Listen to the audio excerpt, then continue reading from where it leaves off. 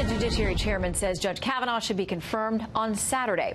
Also saying the whole confirmation process has been fair and thorough. Senator Grassley then turning his ire from the Democrats straight at the media. I would never use the word fake news. I consider you folks policemen for our democratic system of government. But I want to show you where some of you have bias. I've had demonstrators in my office for 2 weeks now. The people that were for Kavanaugh wanted to be interviewed. And they said, we're only interested in interviewing people against Kavanaugh.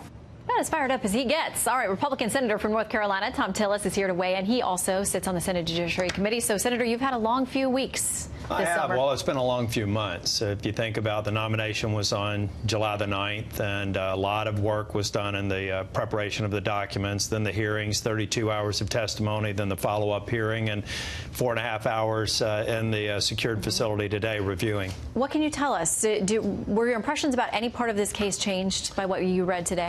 If anything, I feel like what we reviewed today in the classified setting has even further galvanized my belief that the allegations are simply not corroborated, and we need to move forward with the confirmation. Okay, one of your Democrat counterparts, Senator Menendez, has this to say about how he views the report. That report, if that's an investigation, is a bullshit investigation. The reality is that is not a full and thorough investigation.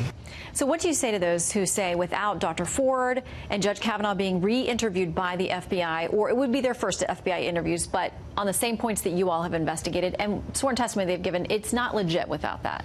Well, I think that Senator Menendez is just going right into the marketing arm of the Democratic Party. Look, we have 7 members of the Judiciary Committee who are experienced prosecutors. We put another professional prosecutor who's been prosecuting sex crimes for almost 25 years. We did that for a reason. We wanted structure. We wanted an approach that we could present information that you would take before a judge to get an arrest warrant or to get a search warrant, and none of the data rose to a level that would keep that would ever allow a prosecution to move forward.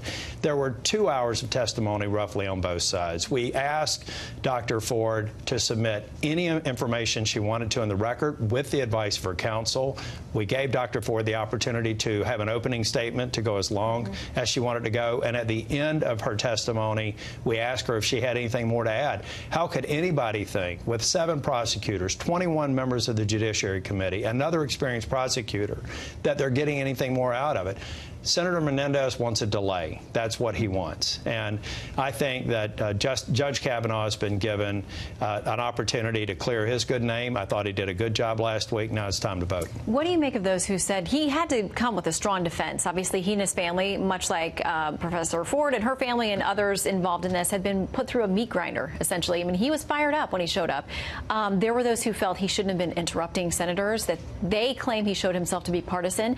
Does he have a fair chance, if he is confirmed, to go to the bench and be, have a fresh start as a justice, or do you think he's always going to be hounded by these accusations from the Democrats? I don't think so. I think that Judge Kavanaugh has been twice confirmed unanimously well qualified by the American Bar Association. They specifically, in the recommendation, talk about his temperament. What we saw last week, we have to go back to the 32 hours of hearings where he was very respectful, very deferential, was asked some outlandish questions, interrupted a number of times before he was able to provide an answer. That was Judge Kavanaugh. That was the temperament he's going to show on the bench. Last week was Brett Kavanaugh, a man whose wife has had death threats. His 13-year-old daughter's been traumatized by this. They're dragging his good name through the mud. And we saw the man, the father, and the husband defending him and his family, and I think he did it in an appropriate manner. And I believe many of the American people believe the same. How worried are you about the Senate healing this rift, the idea of getting back to civility, finding compromise? Where do we go from here? Well, I told a reporter earlier today, I said the fact of the matter is the agenda that we had for the markup had Judge Kavanaugh. We obviously disagree, and most Democrats are going to vote against his nomination. On that same agenda, we have a number of bipartisan pieces of legislation that we're going to move through.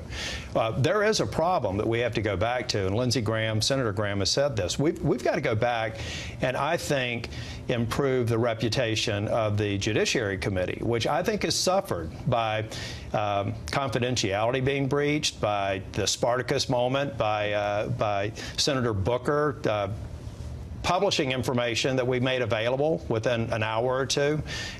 If I'm someone who needs the help of the Judiciary Committee, but know that I want to do it on a confidential basis, know that I expose that confidentiality, we got a lot of work to do. And I lay a lot of that blame on the Democratic members who didn't respect the process, did not respect the chair, who's got a wonderful reputation in relationships. Let's work on that first. Let's get the institution of the Judiciary Committee right, and then let's try and get some of this hyperbolic, backstabbing behavior that I see every day in the 3.5 years that I've been in the U.S. Senate out of it. The American people are tired of it, and I'm tired of it. Yeah, I got an earful over the weekend from people who said they just can't take it anymore. And we all want to see those divisions healed. We know many of you are very close friends on either side of the aisle. Senator, thank you for coming in. We wish you the best. Thank you.